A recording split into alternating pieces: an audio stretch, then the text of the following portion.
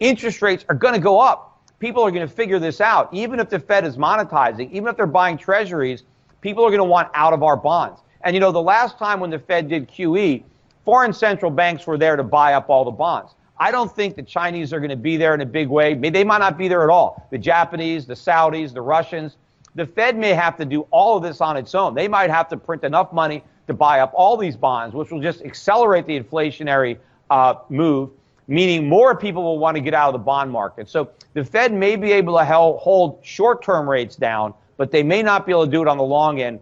And I think their efforts to do it will just create even more inflation, which will put even more selling pressure on bonds. But rather than being short bonds, I would rather be short the dollar, right, by being long foreign currencies, by being long gold, because in order to keep the air from coming out of this bubble, they have to sacrifice the dollar. That's the only way they can do it. And politically, that's what they want to do. And in fact, if you look at Donald Trump's got a weak dollar policy. He campaigned that the dollar was overvalued. He's already beaten up the Japanese. He's beaten up the Germans. Hey, you guys are not playing fair. You've got undervalued currencies. He's beaten up the Chinese. So when the dollar initially starts to fall, nobody's going to be worried. They're going to act like it's a good thing. It's not a good thing. It's going to be a bad thing that's going to get a whole lot worse when the dollar decline eventually turns into a crisis. Yeah, you know, and gold had a great year last year. It gave back some of it at the end of the year.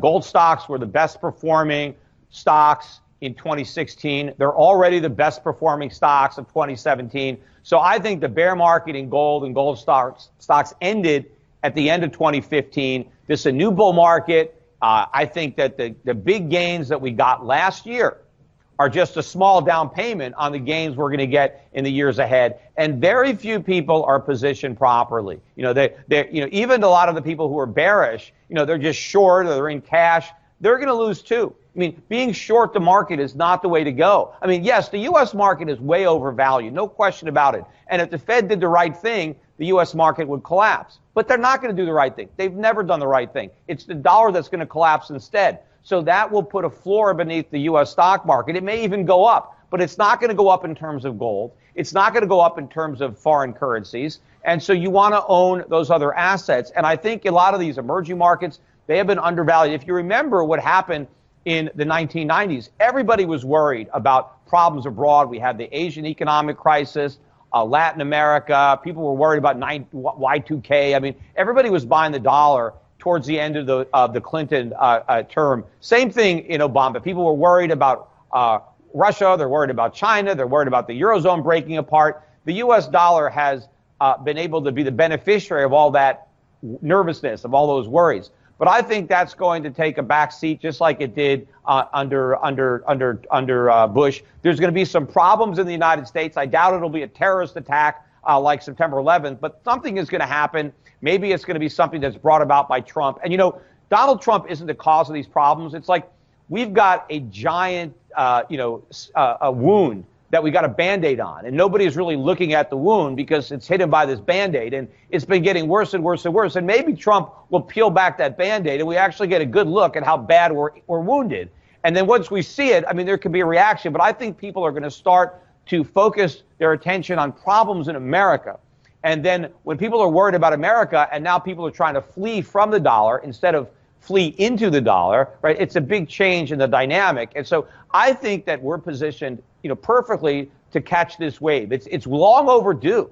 I mean, it should have happened a few years ago, but it didn't. But because it's taken longer, the imbalances have built up so much more that I think the payday for being on the right side of this is going to be that much greater because it took that much longer. And it shows you in investing, you've got to be patient. If you really want to make the big money, right, and you see where the crowd has got it wrong, anybody can follow the crowd and just do what everybody else is doing, right? But in the long run, you don't make money that way. You make money by figuring out where everybody is wrong, understanding where things are mispriced, and then you do the right thing. And then you wait patiently to get paid. You wait patiently for the fundamentals to catch up, and now people have to realize how wrong they've been. And so I think because this has taken so long and the bubble has gone so big, I think the people who were patiently doing the right thing the past few years, even though we didn't get to celebrate at the Dow 20,000 party, I think we're going to have the last laugh and do the most celebration when the bottom drops out of the dollar and reality sets in. I'm not a geopolitical expert, and I certainly hope that we don't have a war. We got enough problems. a war would just make it worse.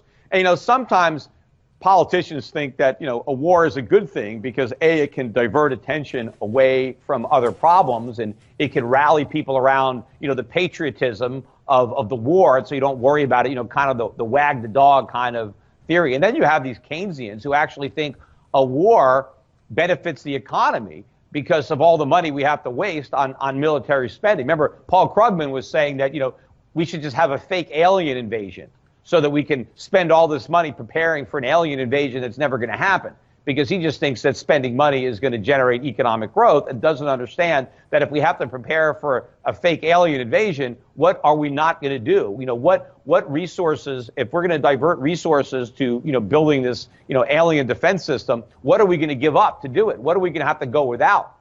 Because it's we don't have unlimited resources, and if we're going to do one thing, that means we have to do without something else. And Keynesians just can't understand this simple concept. But I hope that we don't get into any geopolitical tensions. But to the extent that we do, it's only going to exacerbate the financial problems for the United States. It's going to put more upward pressure on our budget deficits, which are already going up. I mean, even if Trump doesn't get any tax cuts through, it's on autopilot now. And if we're going into a recession, we're going to go back to trillion-dollar deficits officially, even if we don't get any fiscal stimulus. But I'm sure we're going to get something. And we may not get it as soon as people think. We might not even get the fiscal stimulus until after we're in recession, because that might, provide a catalyst to get it through. Otherwise, there's a lot of bickering and infighting and deals that have to be cut. And even if there isn't a recession, we might not get the tax cuts until 2018. But if we get some kind of fiscal stimulus, which involves a combination of more government spending, whether it's on infrastructure, on the military, building that wall, whatever we're going to spend money on, and of course, more money on Social Security and Medicare, because Trump says we're not cutting there. And then, of course, we have some tax cuts that end up reducing the revenue. Then these budget deficits are going to take off. If in addition to that, we had a war we got to pay for, I mean, it's going to be even worse.